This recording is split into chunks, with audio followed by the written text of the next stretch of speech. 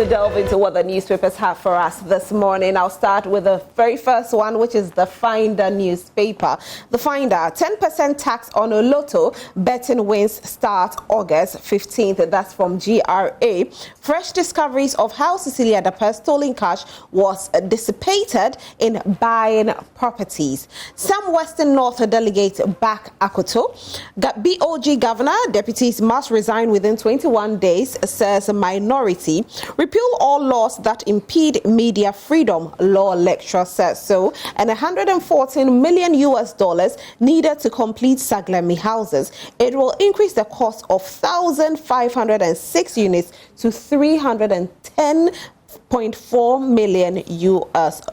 We'll be discussing all of that when we start our topics for News Flash. There's some news, local news here as well. Ghana loses $8.3 million for failing to charge penalties on surface rentals. 100 girls in ICT tour ATC Ghana office, and repeal all laws to impede media freedom, which I read earlier. That'll be all for the Finder newspaper.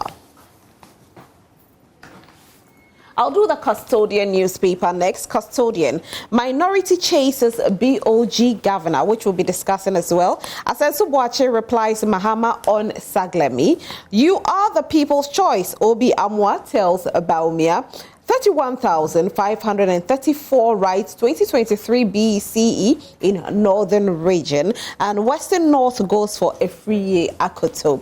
Well, we all know that the NPP will have their Super Delegates Conference on the 26th of this month, and they will select 5 who will compete in November for them to actually select one who will become the flag bearer of the party. So we don't know who the top 5 will be, but definitely out of that top 5, we'll know that one person will become the flag bearer. And so the campaign is still ongoing, and it looks like they've taken up press media to also go ahead and campaign on there. But we are not delegates. We can read it for them, but the delegates will make a decision on that. The Ghanaian Publisher newspaper. Obi Amwa, 15 MMDCEs endorse Baumia. Western North pledges to vote a free Akoto. Asensu Boakye replies Mahama, government hasn't abandoned Saglemi housing project. Resign within 21 days, else NDC issues ultimatum to Dr. Addison and his deputies, and Ablekuma Central rallies behind Jefferson Saki. But for the Ghanaian Publisher newspaper, I think that heads will roll today, because I don't know who spells the housing. And it's a banner headline. So I know heads will roll today. Government hasn't abandoned Saglemi housing project. I mean, it might be an error. It is an error, but for it to be a banner headline, I know heads will roll today. Let's do the Daily Graphic newspaper. Graphic Road in Surrey State, and we see a lot of refuse on the Graphic Road. This is the Daily Graphic newspaper. They had to report this because this is their road. And of course, knowing that we have a sanitation minister, unfortunately he has resigned, but we have somebody, a new person. And so we are calling on that person to actually do something about this, because this is quite appalling. Lottery wins attract 10% tax, takes effect August 15th. Ongoing BC, WAEC picks up 7 teachers for exam malpractice, and Parliament for serious business. Nana Nketia says so. Let's see some stories in here. Take action on economic challenges, ISA to government. 31 participates in Chinese media industry seminar, and ICT week launched in Accra. Backstory. Ghana risks losing $30 million from global TB fund, and drug theft. 3 Bolgatanga hospital staff remanded. And I think we heard about it, where, they were smuggling some drugs out, and they've actually been remanded by the police. They were arrested in the process of smuggling, and they've been remanded, and hopefully justice will be served. The Chronicle newspaper. Anti-CC's ex-mates blow 3.4 million Ghana cedis. Second amended charge sheet reveals. Wow. NDC sags Kumewu Women's Organizer for supporting Alan. A free Akoto wins heart of West North delegates, but NDC sacks women's organizer. Really? But we've had a lot of NDC people sit here, and some of them have actually said, yeah, for Alan. So I don't know how true this is, but we'll get to the bottom of it too. Minority galled over loss of 60 billion Ghana cedis at a Bank of Ghana. Stories in here. Fred Nuama makes U-turn on Ayawaso West Wuogon parliamentary ambition. He's spoken. He says he doesn't want to lose his friendship with John Dumelo, so he stepped down. But he should have thought about this before even competing him in the first place. Kwabna addresses gay rumors. Court places interlocutory injunction on musical election again. So who is this person who keeps going to court? Wow. Some backstories here as well. Next, it's actually sports. Newcastle signed defender Tino Livramento in £40 million deal. Tottenham signed Wolfsburg defender for initial £34 million. Kyle Walker agrees to stay at Manchester City, and England's Lauren James apologizes for red card after stamping Nigeria's Michelle Alozie. We hope that this apology, if it's accepted, anybody who actually does something similar will also apologize, and they'll actually just overlook it, because that act was unpardonable. I know there's nothing like unpardonable, but I mean, again, I'll say, you know what, penalize if needed. And what we saw, she ought to be penalized. Daily Guide newspaper. Volga Court remand drug thieves. Headmaster chops BC registration cash. And I don't know if the headmaster has been, let me see if I'll find it, if he's been apprehended as well, but we'll try and get that story as well. Cecilia stolen $1 million suspects bought 6 mansions and 2 cars. Wow. NDC sacks women's organizer over Alan, and minority chases BOG governor. Center spread. High Court stops musical elections. Fred Nuama runs from Ayawaso West Wuogon race. Belamundi, Jefferson Saki, others for 2023 Influencers Conference. And business stories as well. 10% gaming withholding tax starts August 15th. Bayport introduces collateral-free credit model. BOG reminds payment services of remittance guidelines. And APSA holds art exhibition. Stories at the back page. Ghana grabs gold in FISU Games. Otunfo advises Kotoko not to focus on trophies. And Fabian embraces Legon City's challenge. And that will be all for our newspapers. And we have our guest seated, and the first guest who has been here for a while now, and I've been speaking, and he's still here. He's had a lot of patience for me. He is the government spokesperson on governance and security. I'm talking about Paul Griff Dankwa. Good morning, Paul Griff. Good morning, Rosie. How are you today? God is helping me. It's good to see you, and you look well. Thank you. You look well yourself. Thank you. You know that the New Patriotic Party and the government of President Nana Dankwa Akufo-Addo is always very serious in attending programs and meetings and ensuring that they are meeting the plights and demands of the Ghanaian people. I'm not surprised that the NDC representative, my very good friend, is not here, but it tells very much of the character and persona of the National Democratic Congress. And so I think that today will be a very nice conversation for you and I. It will be good that he still continues to stay late.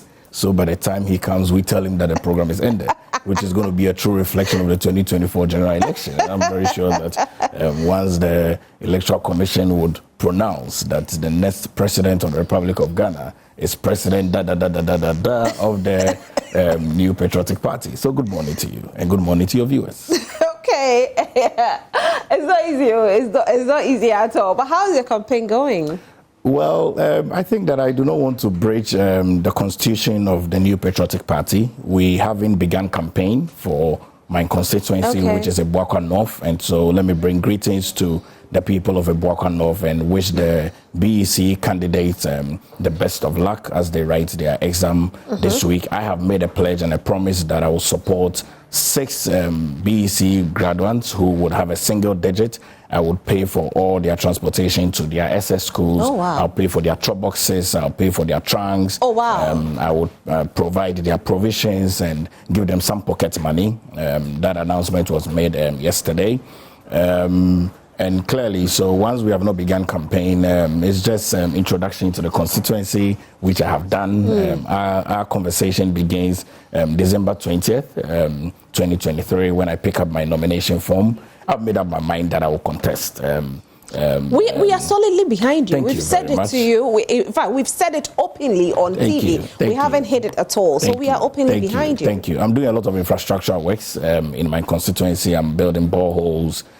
Plan is to build a school in New Tafo. Plan is to build a hospital as well. You know that I've been a missionary prior into coming into public service. I keep telling people this and they don't believe me. Yeah, I mean, I get surprised as well. But I've had a lot of people around the world, my friends from US, my friends from UK, friends from Asia, trooping in and making sure that funds is available to be able to impact the constituency and lift up the constituency to the very image that it deserves. Because that's the constituency of President Nana Addo Dankwa Akufo-Addo. You recall that he was MP for Ibuakwa, and then President Kufuor came to divide and split the constituency into Ibuakwa South and Ibuakwa North, where my uncle J.B. Dankwa Edu, may his soul rest in peace. We pray that justice will be found someday for him. He was MP for Ibuakwa North at the time from 2004, and then another one came, and then he ended in 2016, unfortunately.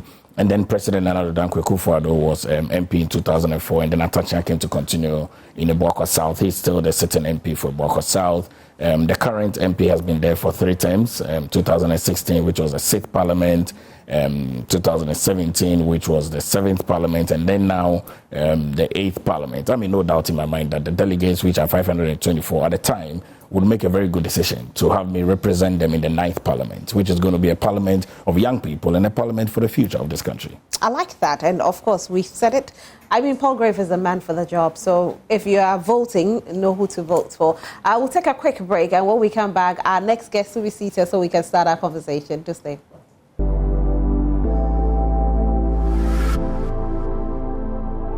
You're still watching Prime Morning. It's News Flash segment. Our next guest is seated, and I don't know why he's late, but he'll definitely explain it. Good morning, Adele Umar Ibrahim. Good morning. Good morning, Rosalind. How are you? I'm fine, thank you. How are you? I'm okay. Okay. I'm okay. Forgive me. I slept around 4 a.m. yesterday. Oh, okay. It was actually. Why, you have a new baby? No. Who gets a new baby around this time? No, you know when you get a new baby, you don't sleep till probably like 4 a.m. or something? No, I was out of Accra yesterday. Okay. I actually came very late, almost midnight, and then I had to, pretty much. So, forgive me. Matisse was hell. Oh, Debbie. I was basically greeting the Ghanaian people. Paul Grave was hoping you don't make it on time so he can get all the time to himself. Oh, baby, you want to? No, that's it. Thank you. It's a must. It's a must. It's a must. Yes. Inshallah. Yes. Inshallah. Yes. I'm sorry I'm late. That's fine. Yeah. Okay, so we'll start off with our very first topic, which happens to be the Saglemi housing project. True. And we know that ex-President John Dramani Mahama spoke about the fact that the Saglemi housing project was being abandoned. He actually did say that it was being abandoned, whereas monies had been pumped into the National Cathedral. He felt that it should be completed rather than be left to rot. But we know that Asenso Boakye, who is the Minister for Housing and Waterworks, has also come out to say that it's not been abandoned.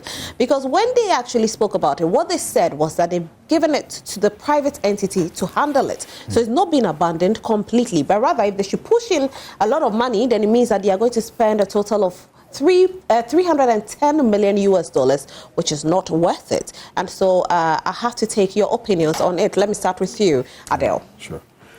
Rosalind, once more, let me say a warm good morning to our viewers. We had this conversation last week. Yes, and it's back again. Yeah, we had this conversation last week. I remember I indicated on this same platform that I thought that it was unacceptable for us to be pumping much money into the National Cathedral, for example, when we can actually have done something with the Saglemi housing project. See, what you have to understand is this. as a party, we don't have a problem bringing in the private sector to assist in nation building. Certainly not.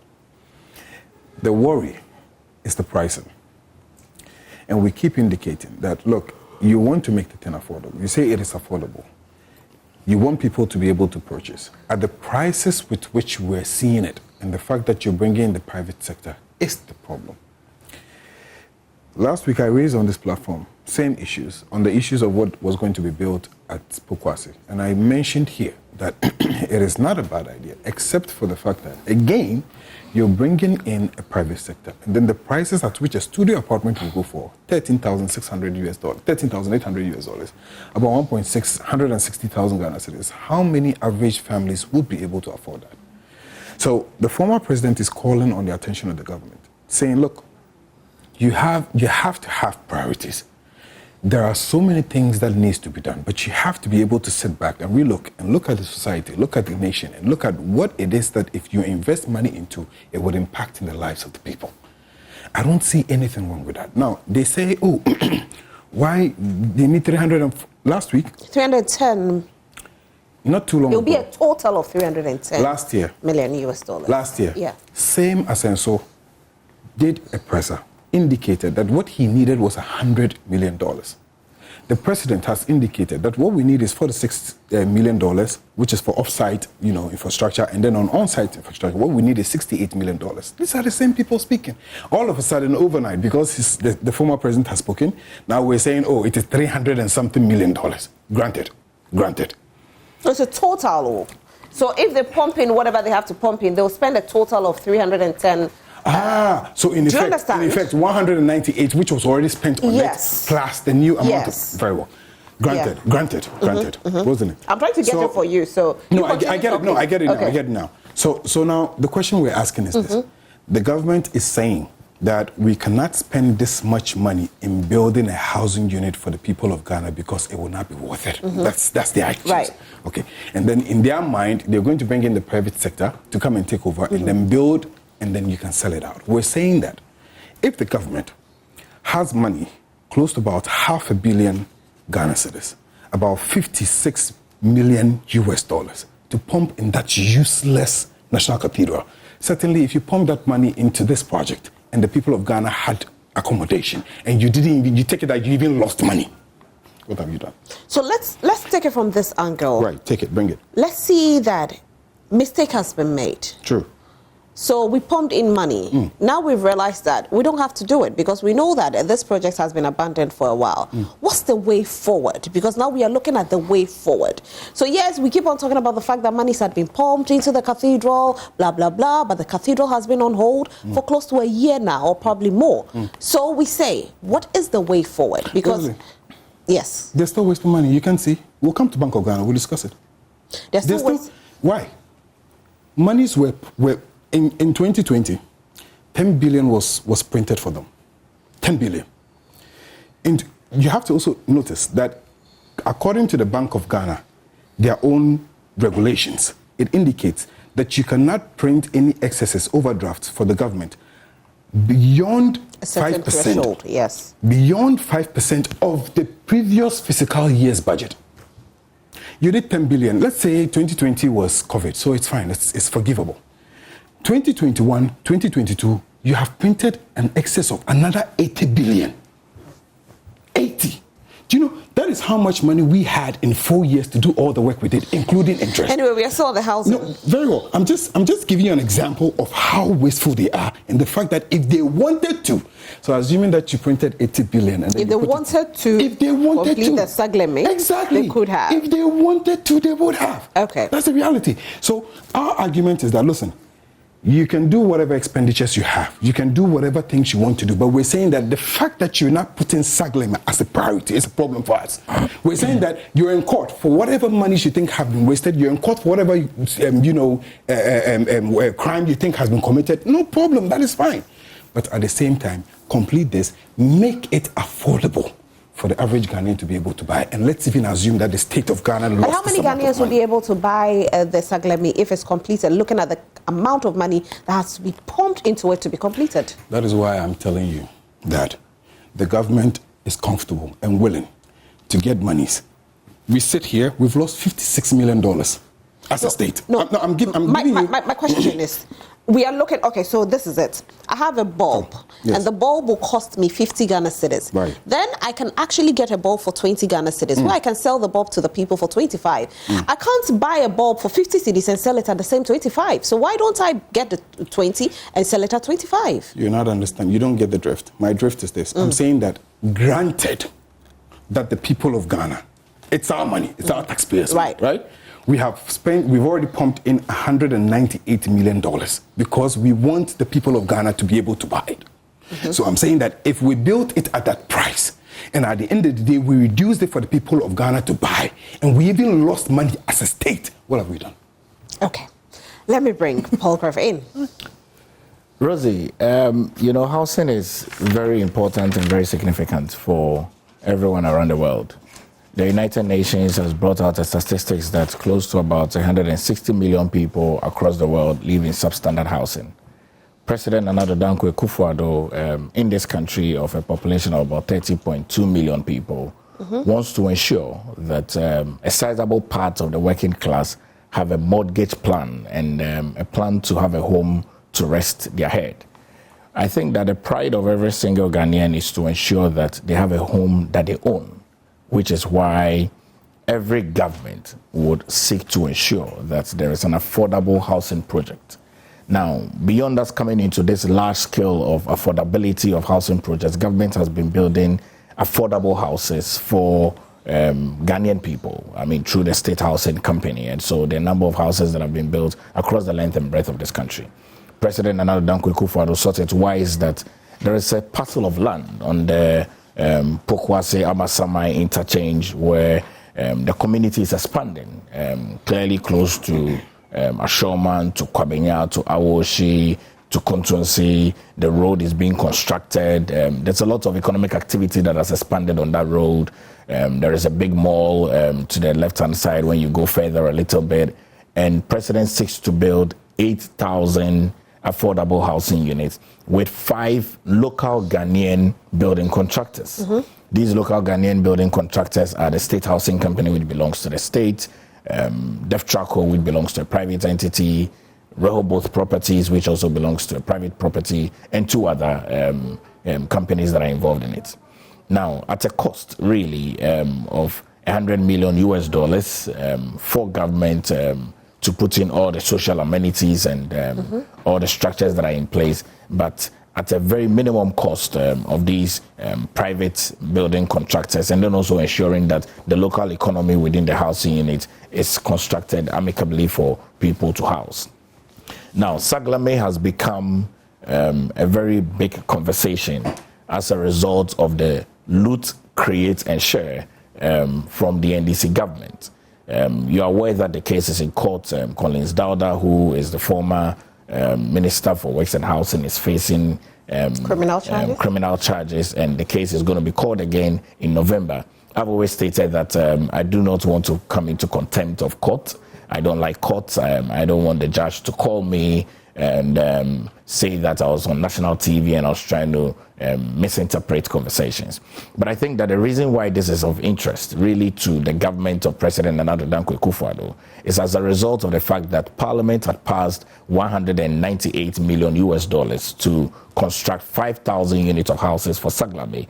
And at the end of the day, 1,500 units of houses was built. And it was built and it was not fully completed. The records have shown that government needs to raise an extra amount of money. Maybe the minister has stated $310 million, which might include some other excesses that might not have been published earlier on.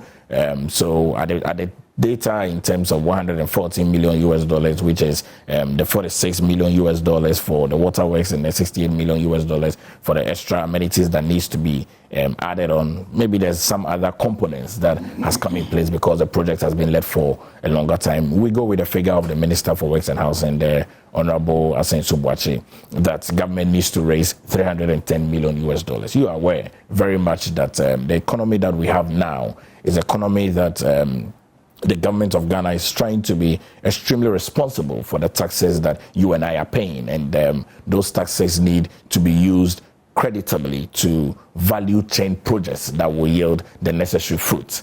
Now, government has a very short period. In the next 15 months, government goes into a major general election in 2024. The president has stated that the first phase of the 8,000 housing unit, which is 4,000 of that phase, will be completed before we get into the major election and commission and hand it over to the Ghanaian people. I'm very sure that when the Ghanaian people go to the ballot and they vote again and repose confidence in the New Patriotic Party, from 2025, we would continue the next phase of that project. Our government is not wasteful at all. I can assure you and promise your viewers that by the time the 4,000 housing units are completed, you would realize that it's fit for purpose. People can actually live in it. It's not going to be like the Saglame 1,500 housing units where there are not a lot of amenities that have been put in. It's just a structure that has been raised up, and government needs to raise a lot more money. Let's just say that, you know, you're saying that your government is not wasteful and whatever your government says you do. But, you know, people at home watching will come back at us with regards to certain promises that have been made. Let's look at Agenda 111. Even before Agenda 111 was spoken about, that same year, we're told that 80 hospitals will be completed before the end of the year 2020, the COVID year, 2020. We're told that, you know, 88 hospitals were going to be completed, which we didn't see it happen at all. Not even one was built. Again, we are still having Agenda 111. And yesterday, we also got to know that the funds that are even being released for Agenda 111 is not being released, you know, consistently, or not even being released. And so, if care is not taken, Agenda 111 will be completed in 21 years. Now, we look at the housing project, and we are being told that this affordable housing project, 4,000 housing units, will be completed in 12 or probably like 18 months. Let me put it like that. Isn't that a little bit outrageous? Isn't that a little bit, should I use the word adventurous? Because Ghanaians will be saying, even 111 hasn't been done. 4,000 to be done. It's a little bit maybe superstitious, I should say. Not at all, Rosie. I would encourage your production team to have an in-house guest who is a building contractor, and they'll tell you how they can be able to build many houses in a very short time.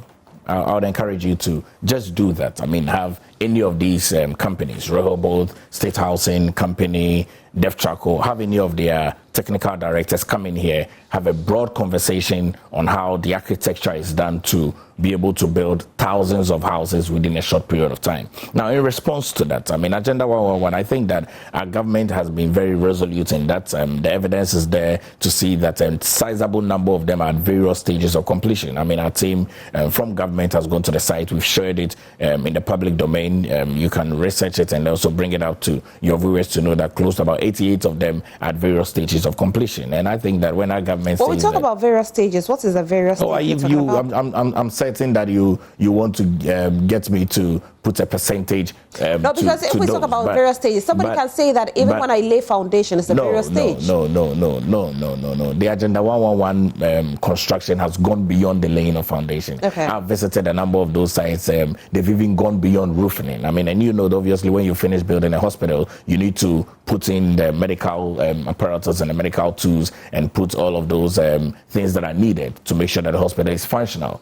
I can tell you of a truth on this set, and to the mad displeasure of my colleague from the NDC, that Agenda 111 is a project that is going to be completed before President Nana Addo Dankwa Akufo-Addo hands over power in 2025. That is a no doubt on that. I mean, you mentioned on funding. There's not been a challenge as much as I'm aware of as it relates to funding the projects that are ongoing from government and even for Agenda 111. I'm aware that there's been sizable resources that have been made available to the various zones. There are about 7 zones for I think either 7 or 9 zones for the construction. And every zone has a section number of hospitals that are being built, a minimum of about 6 in each zone, maybe a maximum of about 9 in each zone. And I tell you that these hospitals are being built. I encourage your production team as well to go to the various locations and see how the projects Dam MP actually spoke about it and said that in his constituency it's still on the ground. It's more or less like close to not done at all. And he's part of the finance committee. And he's saying that the funds that are being released, the way it's being released, it will take 21 years to complete the Agenda 111 project. And he's actually part of the finance committee, though. That's inaccurate. I would contend with that. That's very, very inaccurate. It would not take government 21 years. It will not take the country 21 years to complete 111 hospitals. I mean, there was a greater need that President Nana Addo Dankwa Akufo-Addo. You think he exaggerated? I think so. I think that he definitely miscalculated. There is a greater need that President Nana Addo Dankwa Akufo-Addo saw as a result of the backbench of COVID-19. And every leader across the length and breadth of this world, that COVID-19 plundered their countries, destroyed close to about 6 million lives that were lost. I mean, we had a fair share of thousands of people, and I said it publicly that I had the second wave. I was on Red Hospital for 30 days. So clearly COVID-19 impacted a lot of economies and even the health institution. President Nana Addo Dankwa Akufo-Addo, together with the government out of the box, thought that it's important that our government builds 111 district hospitals. That becomes even a tourist attraction for the sub-region of West Africa in terms of other West African countries that do not have those hospital facilities to that high level, so they can have medical tourism to be able to come in our country and use our facilities. I am not too sure that we will not finish the Agenda 111. And I tell you the truth, that funding is not a challenge with the building of Agenda 111. You can send your cameraman, you can send your production team, you yourself can wear your boots and get to the floor. Well, I think in 2024 we'll get to know. Absolutely. You know, because we've been told that 2024 we'll get to. No, we are not supposed to see progress in 2024. We are supposed to see the completion. You would see the completion. That is what we want to see. The 80 plus hospitals that are various stages of completion. Yeah. Hello. At Amasaman, close to Pokwase, where they are telling you and I that they would want to build 8,000 housing units. The Vice President, His Excellency Baumia, went and stood at that same place in Amasaman and said they were going to build us 100,000 housing units. That was just 2 years ago. Not even a brick. You see, when these people talk, you don't take it to the bank. The president went to Bolgatanga, said, I'm going to build for you 120 housing units. Rosalind, not 200, not 300, not 400, 120, just 120, 120 housing units. Not a brick. These same people come to you and say, oh, we're going to build you National Cathedral. We won't put a peswa. No government money is going to go into it. They end up spending $500 million Ghana cedis. Anytime they want to loot, I hear them say, create loot and share. When they want to loot, then they come and tell you, oh, we're bringing the private sector. Government is not putting anything. This project that is going to happen at Pokwase, I am telling you for a fact that the project is more than $100 million. They won't tell you that.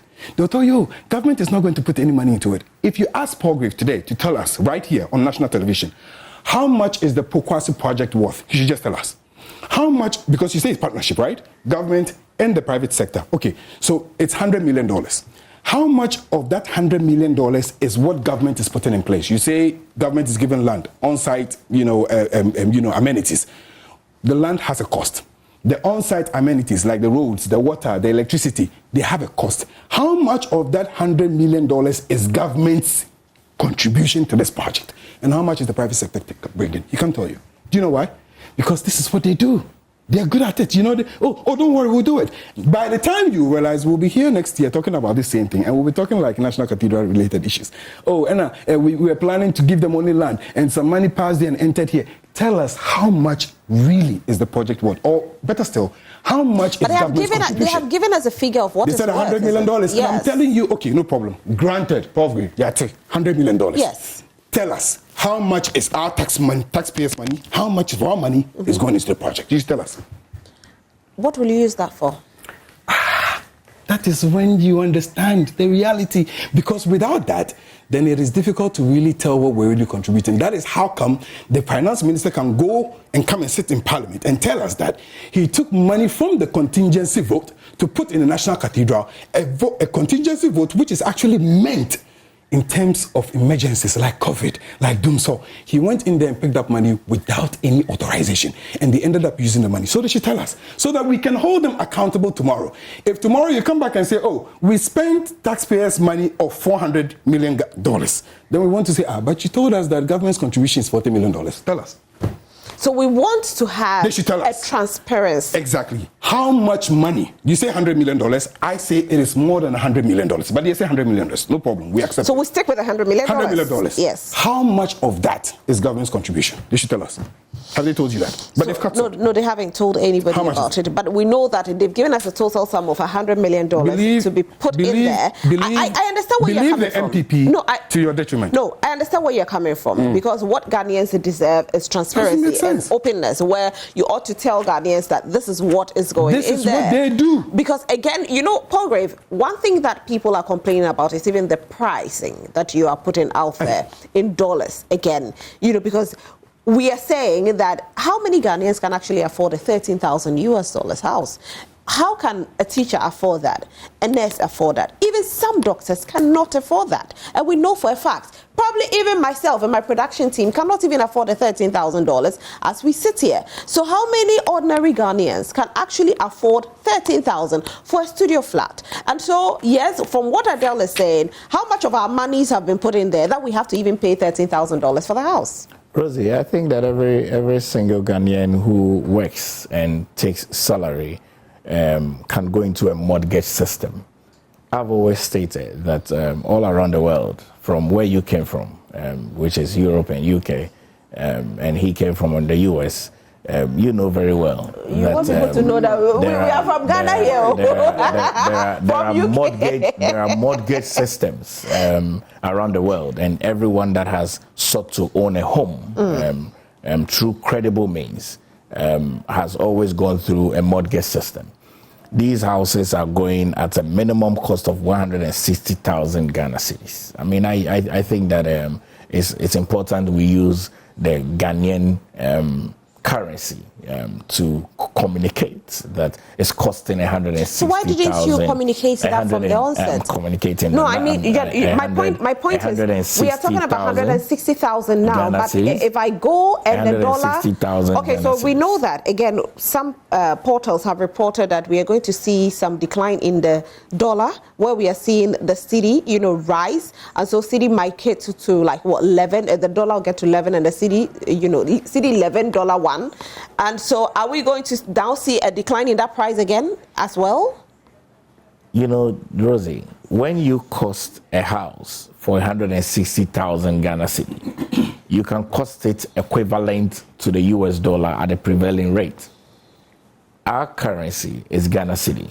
We're selling these houses for 160,000 Ghana cedis. But Paul Grave, last week you sat here and you told me, you said it on live television that you had to peg it because we know that the dollar is stable, but the cedi is not stable. So you had to peg it in dollars so that if tomorrow the cedi is not too strong, you will still not lose the value. That's what you said. Absolutely. And so why are you now saying that it's a cedi? No, we don't rule that out. I mean, everyone around the world is aware that the dollar is the most stable currency in this world. I mean, everyone knows that. So why are you now quoting in cedis? No, but then it's cedi. I mean, it's a dollar and it's a cedi equivalent. So when the cedi appreciates against the US dollar, obviously you wouldn't get 13,000 US dollars. Is it in dollars or is it cedi?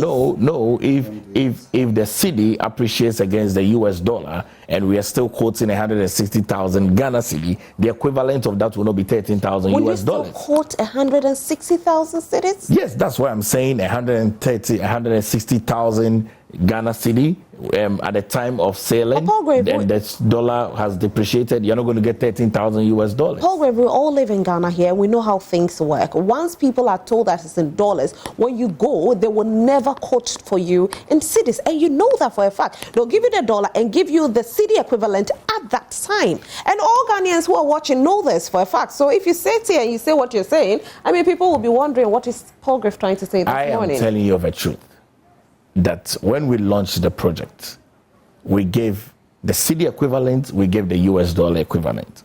These prices are not going to change. So the cedi will not change even as of next year? It's 160,000 US Ghana cedis. And it won't change? Well, it's a project. It's a project. No, but no, I'm aware. It's a project that is going to cost 160,000 Ghana cedis.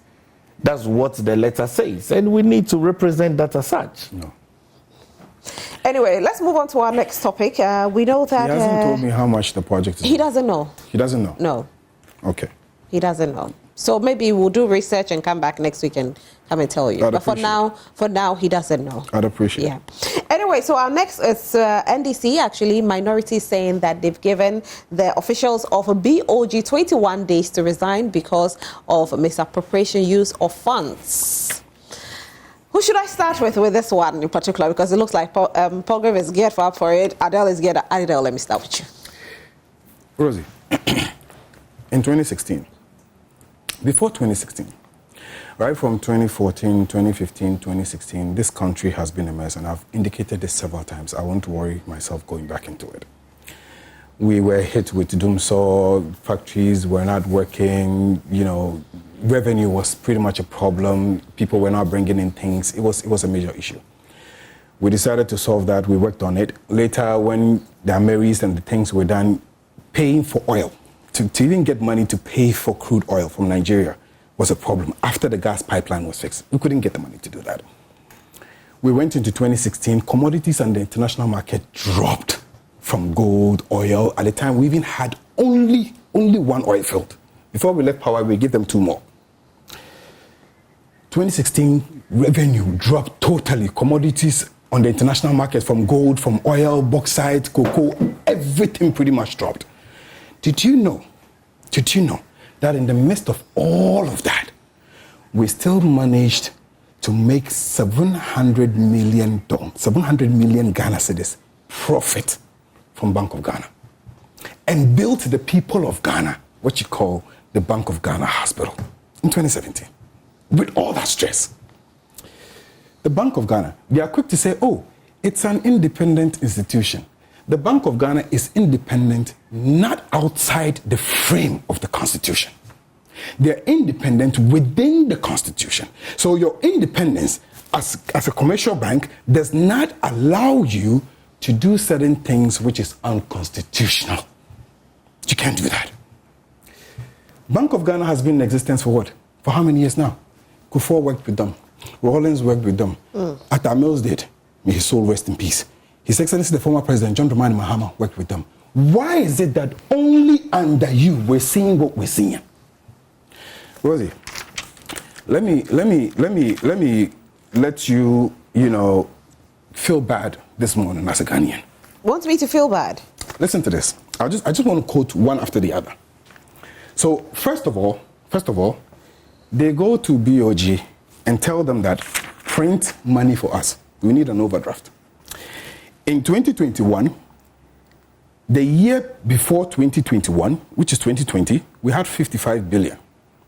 If you want to go by the Constitution, you're not supposed to give an overdraft of more than 5% of 55 billion, which is supposed to what? 2.8 billion. Do you know how much they printed? 35 billion. 2022. The previous year, again, it wasn't supposed to be more than 3.6 billion overdraft, because the Constitution has said categorically that when it is above 5%, the governor is supposed to report to the Parliament, the Minister of Finance is supposed to report to Parliament, and then together they can be given approval to do that. So clearly, this is criminal. This is totally criminal. Because they didn't seek Parliament approval. Because you did not seek approval, and the Constitution has said it categorically. You're supposed to make 3.6. Again, in 2022, it was supposed to be 3.6, not above 3.6 billion. They collected 45 billion. When you put the two together, that is 80 billion, just 2021 and 2022. This is how much money we had in 4 years. This is how much money we used for all the good things you're seeing around. They had that in 2 years. Still, nothing changed. Oh, we know the economy hasn't been the best. Oh, right? yeah, why? We had issues too. That is why I brought you from 2016. I said, even with our stress, look, we gave them 2 oil fields. 2. You understand what I'm saying? We were drilling from 1. Even that one was hit. It was an international crisis. Cocoa was not coming. It was an international crisis. The prices dropped. We managed to still make profit and build you a hospital. When the time of COVID came, your ministers found themselves there in Bank of Ghana. This is what you call proactiveness. See, in the midst of all of this, because of course, you see, when you make the people comfortable that you're ready to do illegality, then of course the Bank of Ghana feels that it is okay for us to also involve ourselves in some illegalities. Around that same time, 2021, 2022, when we are struggling, looking for money, nothing is going on, the Bank of Ghana is spending 131 million on fitting shop, car maintenance. 131. You sit here and you tell me you don't have money for National Cathedral, for Saglemi. 131 fitting shop. I'm going forward. That is almost 114% increase from the previous year. Forest, what do you call it? Foreign and domestic travel. So previous year was how much? Oh, you don't have the figures? I'm telling you, okay. No, I'm giving you the percentages. Okay, you're giving the percentages. Okay. It's 114%. I don't have the actuals, but I can do the calculations and give you. That's fine. 114% increment. You come to foreign and domestic travels, 97.4 million Ghana cedis. This is Addison. This is Bank of Ghana. 94.7. Director's salary, they increased their salary by almost 87%. Kindly quote the currency. Cedis. Okay. Cedis. Director's salary, they increased it by 8.6 million. That is 86 billion, 1 year. Director's salary is how much? I'm giving you. Somebody's calling sorry, you. Forgive me. I'm giving you the figures. I'll go back and then give you the previous figures. Okay, because the salary is very important. Yes, exactly. No, I'm not disputing that supposedly, but I'm saying that the director's salary, 8.6 million, 87% of what they had previously. Look, bank supervision expenses, just to go around and supervise banks and all of that, 357 million. Okay. I'm still bringing you. I'm coming. Computer-related expenses, just computers. I don't know whether it's space computers, but they're doing 67.9 million. Now, in the midst of all of this, when you say there's no money after collapsing banks, you say nothing is really happening. We need to find fiscal space. We have to go to the IMF and collect money. They are spending $250 million on building a new head office. Anyway, we have some comments coming in on social media. Let's take our comments, and then I come to Paul Grave and take his opinion as well on this particular issue. If he does agree with the minority saying that the executive should resign. Good morning to you. The only reason why the voting community comes out to vote during general election day, or what triggers or drives people to vote for them to exercise their franchise, by this they believe that those they vote in for will make better economic policies. My point is that the leading opposition political party is demanding the removal of a key government official within the banking sector, that is Bank of Ghana. What about the minister in charge of finance, trade and agriculture? I think they also need to be called to order. What happens to them? These are key sectors that hold the economy firmly, to my understanding. The truth is, you cannot buy common oranges, not to talk about sachet of water to drink. Lord have mercy. Not love, not hate. Name Aaron Beba Kokomisa in Accra. Thank you so much, Aaron, for sending this. Very grateful. You can also send in your messages. Definitely will read it. It's easier for a camel to pass through the eye of a needle than for one to believe the Akufo-Addo's government. The reverse of anything they say usually happens. They said there won't be haircut, yet there was haircut. They said they won't go to IMF. Today we are struggling with an IMF program. How do you believe in a government that is built on lies and needless propaganda? After clearly abandoning the Saglemi housing project, they have, in their usual arrogance, sent their communicators to throw dust in the eyes of Ghanaians. It's so sad that this NPP government has taken Ghanaians for granted. Daniel Akpialiok from Sandema. Okay.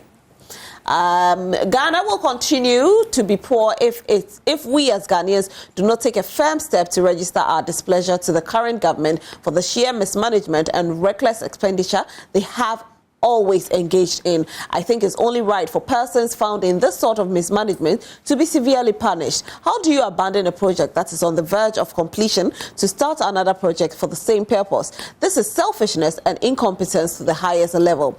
The timelines they are giving Ghanaians is a clear scam. They have promised to build a nurses training college in my constituency, that's Bulsila North, in 6 months since 2019. As of now, the building has not yet been completed. How does the NPP communicator in your studio explain this? Same Daniel from Sandema.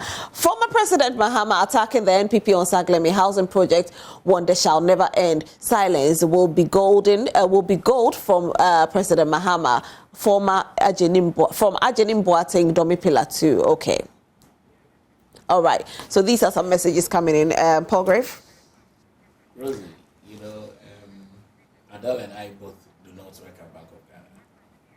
And so when you bring out figures in millions of cities for computers, for travel, for salary, I think that sometimes people's salary must, they are public officers anyway, but we need to be mindful how we discuss that, because you see, the work of the central bank is the highest level of security in our country.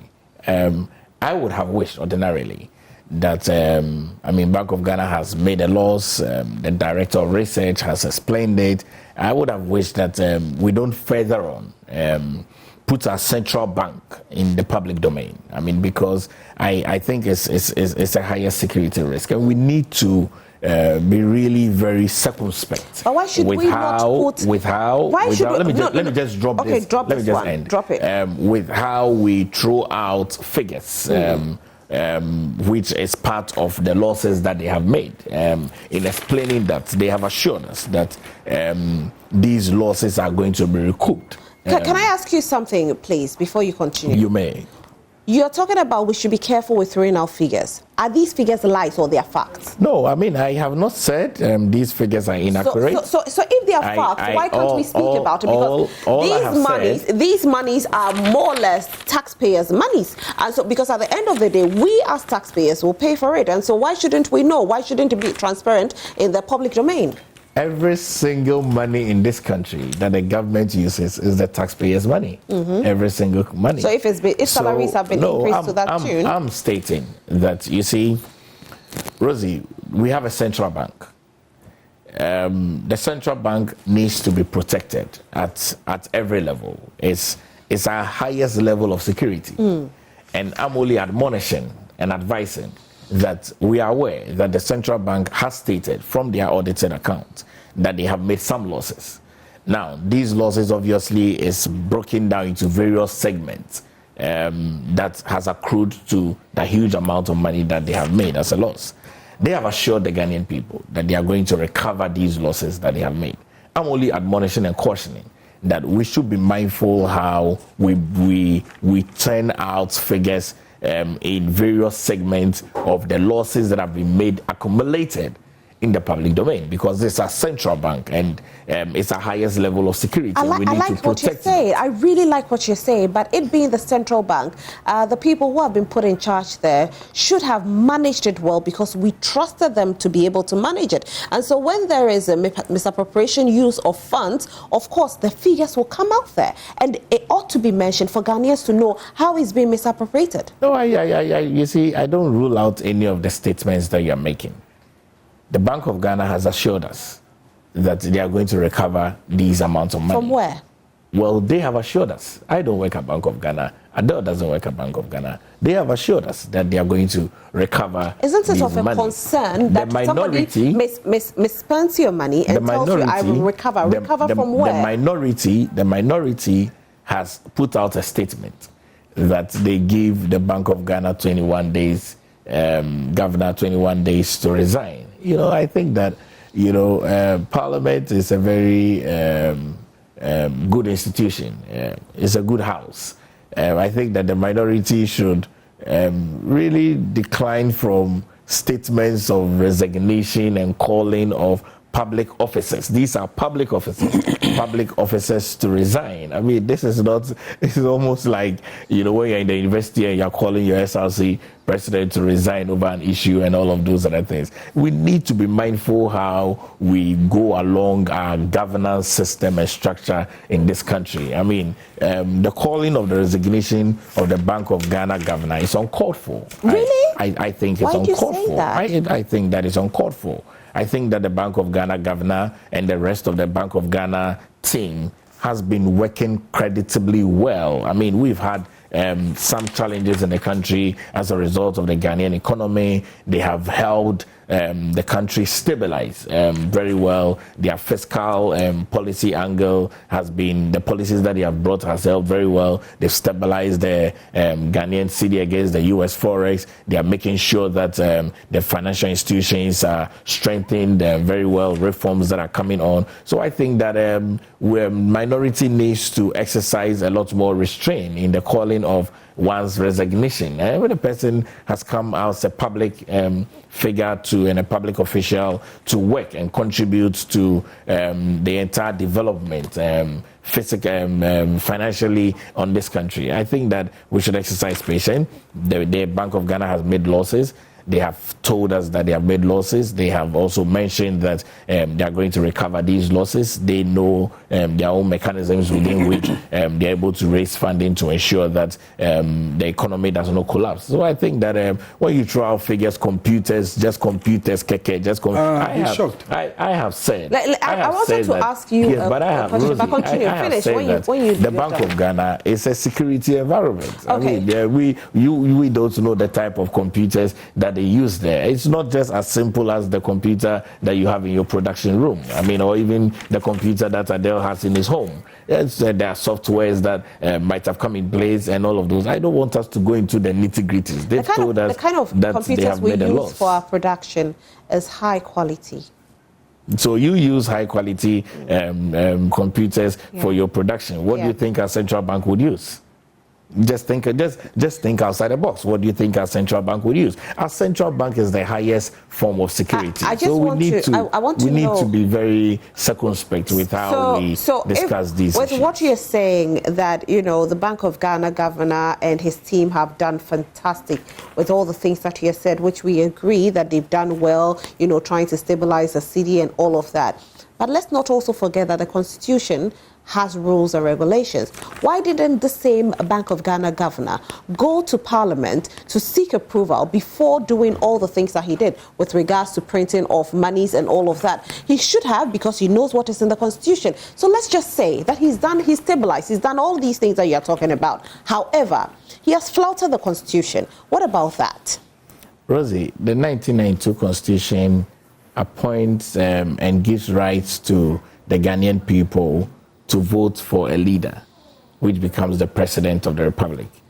The 1992 Constitution gives rights to delegates and constituents to vote for people to represent them in parliament, who become members of parliament. The 1992 Constitution gives right to the executive arm of government to appoint judiciary, and on and on and on.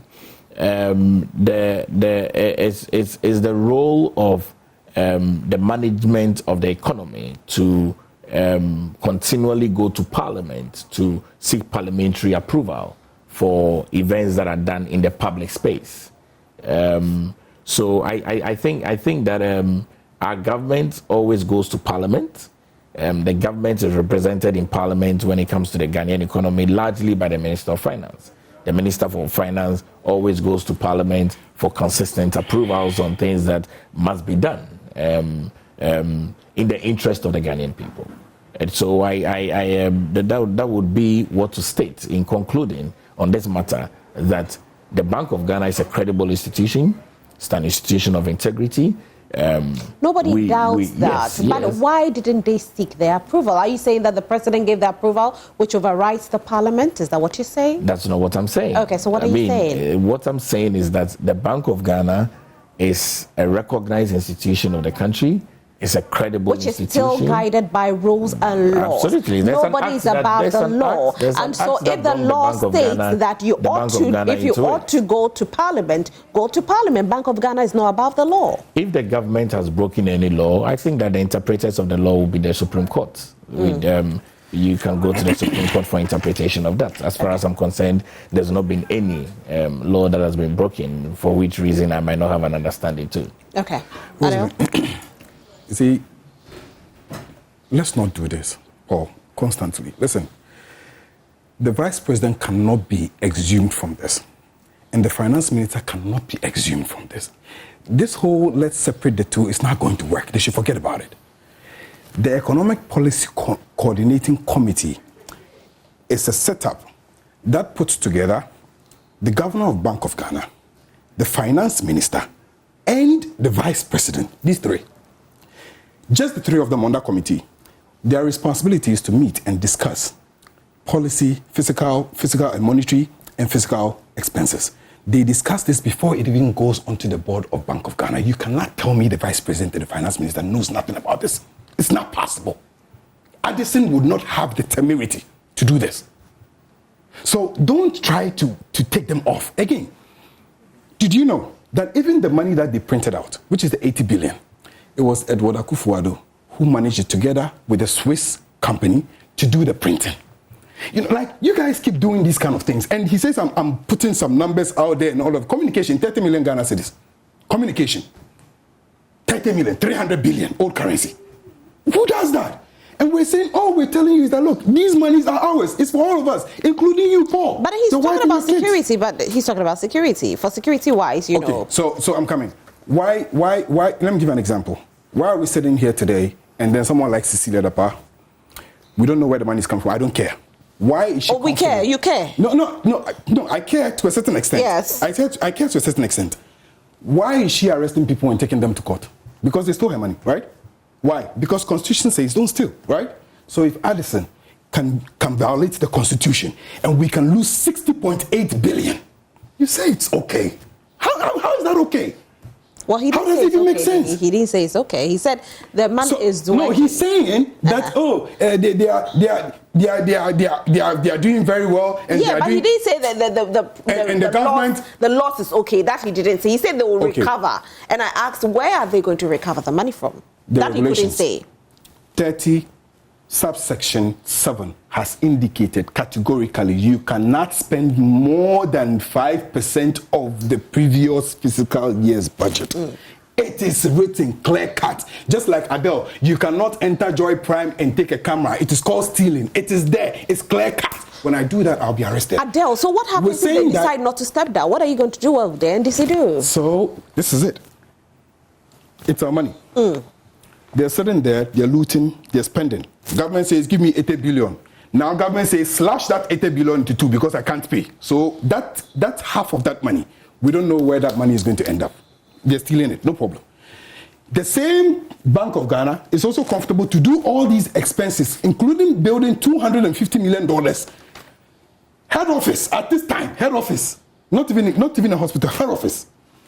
We're saying that we will tell the people of Ghana what they're doing. But the people. That head office will not be owned by them. The head office will be owned by Ghana. That is why. And we know that at the end of the day, when government changes, you enjoy the head office. So as for the head office, we should leave it out for now. No. When assuming that why? When the Economic Policy Coordinating Committee sits with the vice president who is supposed to handle our EMT, he's basically the head of our economic in this country. And he sits on that and they discuss, including the finance minister, and they think it is okay. Around the same time, we're looking for USD to run inside the system, to spend $250 million in building a head office. When we're sitting here and running to IMF, did you know that the 80 billion that they got printed from Bank of Ghana is 2 times what IMF is giving us today? 2 times.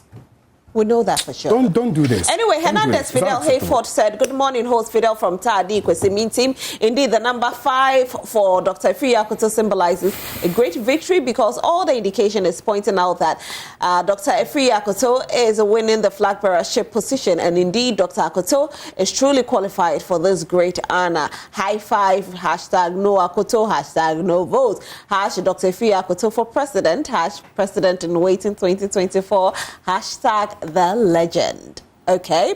Philip Abochi says the NPP government is full of corruption. Hey, Bank of Ghana 6 billion lost. Hey, Jesus, it's not 6 billion, it's actually 60.8 billion. 60, add a 0 plus points plus 8 billion.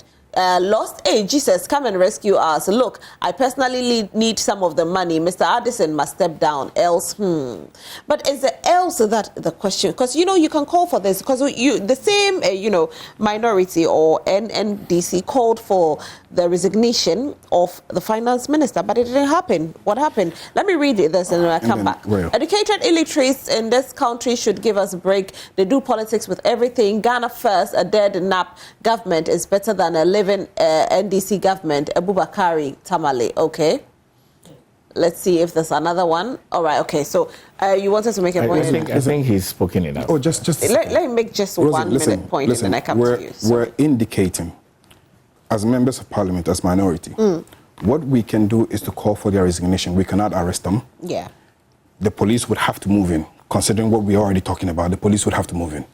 He's supposed to have some decency and resign on his own. But you can sue them, can't you? No, we can. So why don't you go ahead and sue? We just did the press conference yesterday. The process is ongoing. Okay.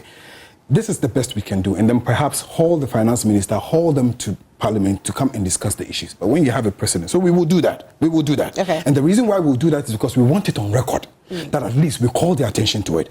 But knowing the president and knowing who he is, even when their members of parliament said the finance minister is collapsing the state, let him go. Do you sack him? Anyway, a Palgrave. Rosie. Yes. I think that all well and good. We've dealt with the Bank of Ghana issue very well. I mean, no doubt in my mind, really, is that the Bank of Ghana remains a central bank. The Bank of Ghana remains the most credible central bank in this country and even in the sub-region. I mean, no doubt in my mind that the respected governor, Addison, together with the deputies, are going to ensure that these losses do not repeat itself in the near future. And so I would wish the Bank of Ghana the best. The new building that they are putting up is in the interest of the state. I mean, you threw in there that when they finish the building, they would enjoy it. I don't know when NDC is going to come into office. I'm sure that when President Nana Dankwa Akufo-Addo in January 2025 hands over power to the next NPP government, would continue with a lot more infrastructural works and also public offices that is befitting of the country's status and growth. Okay. The other thing that we have to talk about is to do with your campaign, and not yours in particular, but the election that will be going on very soon in November to elect a flag bearer for the new Patriotic Party. We've heard that Development Minister Kweku Asante-Boateng, who is also the Deputy Minister for Railways, has spoken, and he's actually said that he is for Alan now because he's been disrespected by the people in the camp of Baumia. I don't know how to respond to this. I mean, I read it. I honestly think that if you want to follow an individual or a candidate, it should be on the candidate. I mean, people around the candidate, following the candidate, it's not the candidate. I think that the candidate is the person you want to follow. You want to follow his ideas, you want to follow his ideologies, you believe in his leadership, and you believe that he's the right person for the job. I think this is an internal family issue. I would encourage him to change his position, but if he still wants to remain in that position. I think that you want him to change his position. Well, I think that if you are part of the winning team and the presumptive leader for the New Patriotic Party, and you are aware that the delegates, including yourself as an MP, would want to have the Vice President Bawumia be part of the first 5, and then in November be the flag bearer for the NPP in the lead up to the 2024 general election. I think that be quitted of what people do. Those do not represent the character, the competence, and the calling of the candidature of the Vice President. So, I mean, it's his opinion, his personal decision. I would be in the Eastern region this weekend because the team is touring Eastern region. When I meet him, I will encourage him. Do you think he's being petty? He said he didn't shake his hand, that's why. Well, I can't speak for the pettiness of it, but I would just say that I think that it's a caution to all followers who are around a candidate. Just make sure that you don't do anything that would pull away other people. But I mean, I would state that it's the person, it's not the people around him. It's the person that you need to ensure that you are following, and then you are valuing and making sure that that person becomes that desired candidate or flag bearer that you so want the person to be. But I mean, 26th August is a clear cutout date for 5 people to be elected according to our constitution, so we can go into the main election in November. I've had my pick of the 5 already. I'm sure I pray that... mentioned it a few times. Yes, I pray that the delegates would go ahead and pick them. I've said that Bawumia, the Vice President, will be my first pick for the 5. I said that Kennedy Japan would be my second pick. Alan Kojo Chamantin will be my 3rd pick. Boache Jakun will be my 4th pick. And Joe Gate... I'm torn between Joe Gate and Kwabene Japan there, but maybe I'll swing towards Joe Gate as my 5th pick. But I mean, there could be surprises. There could be. Yeah, there could but be. at least we are sure of the first 3, which is the Vice President, Dr. Mahmoud Bawumia, whom the NDC is threatened by. Well, they say they are not. They are. I mean, people like to do these things. They know very well they are threatened by. If you are threatened, you attack the person. So they are constantly attacking. They should move the attacks to other people. Are you sure they attack? Are you sure they attack? They are always attacking. They are always attacking them. They are always attacking. I thought it was rather they, trying to counter what. Dr. Bawumia has it's said. A very I have heard Dr. Bawumia on several platforms plan. Speak about the ex-president John Dramani Mahama, and all I have heard John Dramani Mahama say is to actually react from what the Vice President speaks about him. He's been on several platforms to talk about the fact that he's competed him, he's defeated him twice, he has. and he will defeat him again. He has competed him. That is the reason why John Dramani Mahama came out to speak. How did he defeat him though? Oh, he's defeated him. I mean, in what way? But he was running. But the Vice President on the ballot sheet. But the Vice President was running mate too. But he was never on the ballot sheet. No, but the Vice President was running mate when President Dankwa Akufo-Addo was campaigning. He lifted up the hand. I don't want to lift up the hand of an NDC man, but he lifted up the hand of the Vice President and said, "This is my running mate." Yeah, but the running mate is not the reason why the people. Well, he wasn't on the ballot sheet. Everyone has an influence. I mean, you don't rule that out. I mean, everyone has an influence, and so it's all well and good. I mean, we will see how the Super Delegate Congress go, but we remain as a united political party. Fantastic. Adele. Rosalind, Paul says it is an issue of leadership and the person that is basically in front, and that I have said that this primaries they're about to undertake, it's a win you lose, lose you lose kind of situation. How? I'll tell you why. Because for those of them who believe that Dr. Bawumia has to go, there's a narrative that they are bringing from the 2000s, and I've indicated this several times, that because of what happened to Ali Humama, they believe that this is the time for an ordinary to lead the MPP. And for them, if that is not done, then they're going to have major issues. Then you have those who believe that, listen, it's a tradition. When His Excellency, the former president, the current president, Nana Akufo-Addo, then competed with Ali Umama, Alan Tremanting, and then there was pretty much like a tie between he and Alan. Alan conceded for him because of waste of resources and the likes. And then the president, in accepting that, indicated that, you'll be next. So they also feel that that tradition is there. Then you tag that to the recent conversation that the president made and said, look, I'm not really, supporting anybody and I've not told anybody to do anything for anybody. There are a lot of issues that are going on. But you see, when you raise the issue of leadership, when you're a leader and there are people around you and people constantly keep telling you that the way your people, because when Paul is sitting here, he's representing the MPP. Mm-hmm. If he comes and he sits here, or Adele comes here as a representation of the NDC, if I sit here and I do something untoward, it is the NDC tarnishes. Oh, yes. That is why if I want to say something that I want to take full responsibility for, I say, this is my opinion. Mm-hmm. But for as long as I'm sitting here and I'm talking for the NDC, whatever I do, it goes back. So the people surrounding His Excellency, the Vice President, cannot be separated from the Vice President. Mm-hmm. They go out there, they campaign for him. So if they are disrespectful to people, then obviously you will not get people coming in. Now, instead of dealing with that, then they're going to say, oh, the minister has to really look. He was probably petty. How is he petty? Do you remember there was that video? Well, he said he wasn't petty. Well, so let's okay, so sorry, because I asked Paul he didn't say that. He's attacking me. Now, maybe I'm a threat. There was a video that circulated some time back where the president, went into an event and then the vice president raised his hand and he walked by past him. There were a lot of people who got angry with it. Do you know why? Because it's disrespectful. For whatever. Even if you have personal issues, you can deal with that behind the scenes. But once there's a camera, at least, that respect. And he's a deputy minister. You understand? So they need to look at all these issues and then deal with them whether they like it or not. Now, as to whether Bawumia is the presumptive this thing and whether he has beat John Mahama 2 times, let's even say he's on the ballot sheet and he actually went head on hand with John Mahama.